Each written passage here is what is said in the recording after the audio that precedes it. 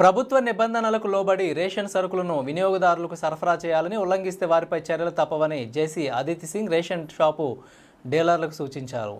June 1వ తేదీ నుంచి ప్రజా పంపిణీ విధానం ద్వారా పంపిణీ చేసే నిత్యావసర వస్తువులను ఎఫ్పి షాపుల ద్వారానే పంపిణీ చేయడం జరుగుతుందనే అంశంపై గురువారం సాయంత్రం కలెక్టరేట్లోని సభాభవన్లో జిల్లాలోని డీలర్లతో జేసీ అదితి సింగ్ సమావేశం నిర్వహించారు.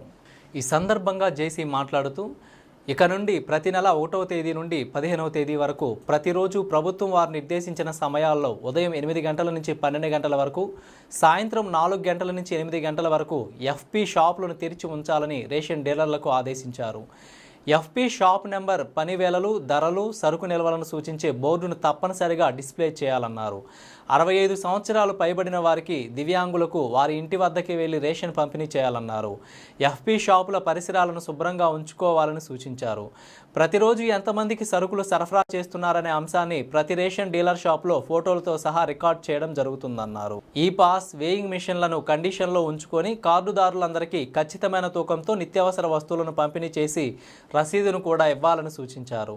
ఎఫ్పి షాపులను ఒక మినీ మార్ట్ లాగా నిర్వహించేలా ప్రభుత్వం సన్నాహాలు చేస్తుందన్నారు. తద్వారా డీలర్లకు కొంతమేర ఆదాయం కూడా పెరుగుతుందన్నారు. రాష్ట్ర ప్రభుత్వ ఆదేశానుసారం ఇక మీదట నిత్యావసర వస్తువులను రేషన్ షాపుల ద్వారానే పంపిణీ చేయడం జరుగుతుందన్న విషయాన్ని కార్డుదారులందరూ గమనించాలని, డీలర్లు కూడా ఈ విషయాన్ని ప్రతి కార్డు హోల్డర్ కుటుంబానికి తెలియచేయాలన్నారు. అనంతరం రేషన్ షాపు డీలర్లకు ఎదురయ్యే సమస్యలను జేసీ అడిగి తెలుసుకున్నారు.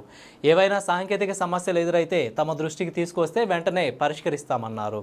ఈ కార్యక్రమంలో DSO G Chamundeswari, DM Venkateswarlu, ASO Reddy Chandrika, FP షాపుల డీలర్లు, పౌర సరఫరాల శాఖ సిబ్బంది తదితరులు పాల్గొన్నారు.